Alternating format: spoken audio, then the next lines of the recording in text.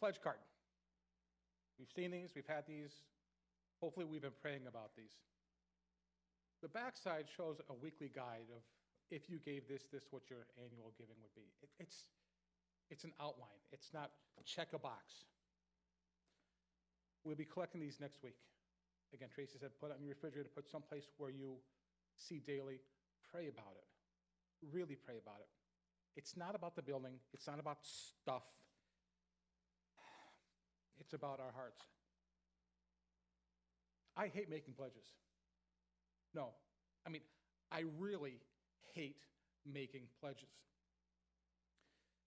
especially long-term pledges. For me, 3 years is a long time. Let me explain why. Most of you have steady jobs with stable incomes. Your income in December is probably just about the same as it was in January. Your income in 3 years will probably be pretty close to what you're making right now. You might see cost of living raises. You may have a new job, if you a nice increase, or some of you may be entering a retirement, so your income is going to go down, but you have an idea where your income will be in 3 years. Some of you may have seen, unfortunately, a setback due to this COVID thing for various reasons. That's not me. I really don't know. I haven't known my income was going to be with any certainty for as long as I can remember. I'm in sales. And not only in sales, but I ended up owning my own business. About 3 years ago, I started a business that I knew, about 2 years ago, in an industry I knew nothing about 3 years ago. I vowed 30 years ago I would never be self-employed again. But God had other plans. Shortly after I started this business, I saw two of the most amazing paychecks I've ever seen in my life. Actually, commission checks. They're not paychecks. I work for myself. It's stupid money. It's money that most people take 6 to 8 months to earn. And I saw that in 2 months. Which is really different for me because quite a few years ago, I'd get up in the morning or the night before, I'd go to work, I'd ask Mary, which credit card can I use to put gas in the car so I can go to work and sell? We struggled. We struggled mightily. We've been behind on mortgage payments, car payments. So when people say, how much more can you give? I didn't have an answer. So I had this phenomenal income, and I'm excited. Mary and I are excited we can start paying off some bad debts and maybe start saving for retirement. I do have a 401k which has a decent amount in it if I was 29, but I'm 59. At this rate, I'll be working until I'm 70 at least.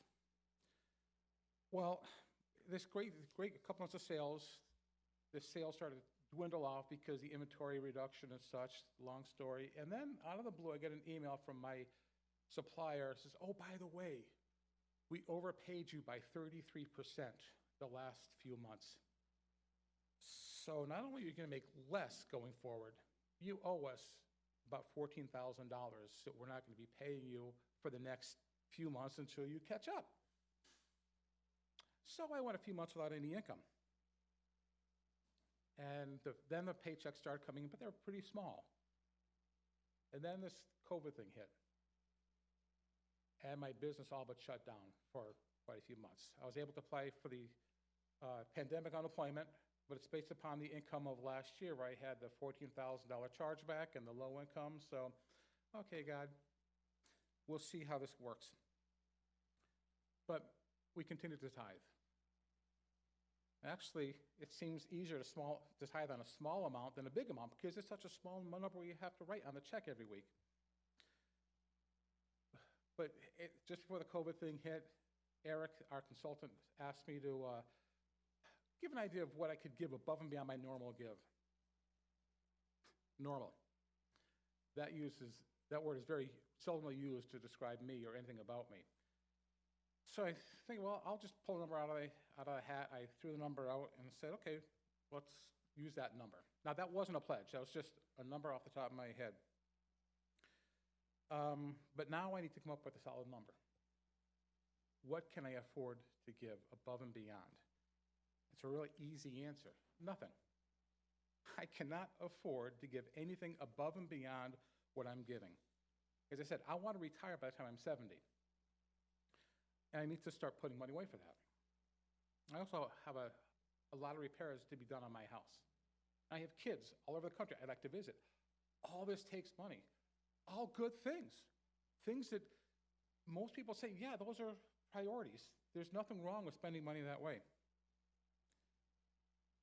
But in the past few years, God really convicted my wife and I about tithing. We figured, hey, if we can't make it on 100%, we can just as easily not make it on 90%. And I heard a quote a few years ago by C.S. Lewis, and I looked it up for this very purpose, and it was even worse than I thought. I do not believe one can settle how much we ought to give. I'm afraid that the only safe rule is to give more than we can spare. In other words, if our expenditure on comforts, luxuries, amusements, etc., is up to standard common among those with the same income as our own, we're probably giving away too little. That hurt. But I got encouraged 2 weeks ago. I heard Bob get up and give his testimony. How he and Liz went through their budget. They came up with a number. How are we going to change our budget so we can give the amount that God put on our heart? And they got rid of the Dunkin' Donuts and this and that. And out of the blue, God gave them a $100 a week pay raise. I thought, you know what that means for me? Absolutely nothing. Just because God is blessing Bob and Liz an extra $100 a week means nothing to you. He may give you $100 a week more, maybe $200. He probably won't. So the way I decided to give is the right way to give for me. Probably not for you. I look back at my last 3 years giving, and my income's like a roller coaster, and I said, well, okay, the number that I spoke out loud, I'm going to look at my last 3 years giving and use that as a baseline. I'm going to give that much above beyond that. I don't know how. God has always used me as a kid in an amusement park. I love the roller coasters. Ever since I was a kid, my dad took me to Riverside Park back then. Got on the Wildcat and the Thunderbolt. But my life now, I don't need to go to amusement parks. God has set my life up as an amusement park. This is me. This is what my life has been like financially. God has a plan for my life. There's a Holy Spirit on that roller coaster laughing, and I'm holding on for dear life. But I can handle it because I don't have to handle it. I've been strapped in. God is in charge of my life. God is taking care of my finances. Now, this card here, you look at it, the lowest number is $10 a week. That's a big chunk of money over 3 years for many people. For me, that would have been out of reach. I just want to encourage those of you who are in a tight financial situation. These numbers don't mean anything. The billing doesn't mean anything. It's your heart. What can you sacrifice? Can you give $10 a year? That sounds like a ridiculous number, but for me, there were times $10 a year would have been a stretch. What about $25 a year? Don't feel this billing program is for people who have money who can afford to give more. Some of you cannot afford to give much. But that $10 a year over 3 years will pay for a light switch. We used to turn the lights on to bring light into this building to welcome more people. So a $30 gift over 3 years is something. Maybe it's a lot for somebody. But don't feel if I can't give $1,560 over 3 years, and this isn't for me. Give what God puts on your heart. Strap in, get on the ride, you'll have fun. That I can guarantee.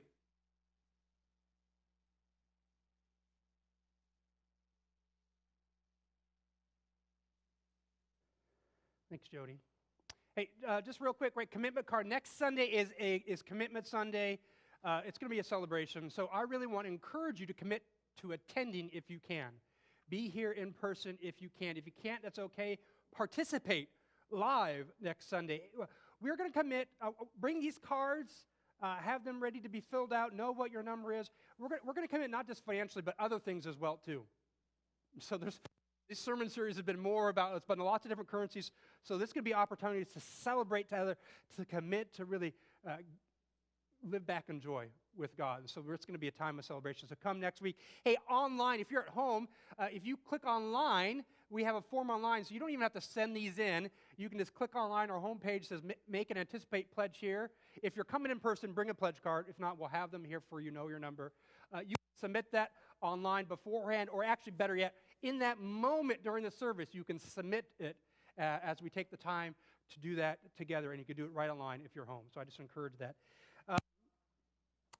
The Sunday on the 15th, 2 Sundays after next, all right, the 15th, will be our Harvest Sunday, Big Gift Sunday. Here's the idea. I'm just going to plant this idea in your head, right?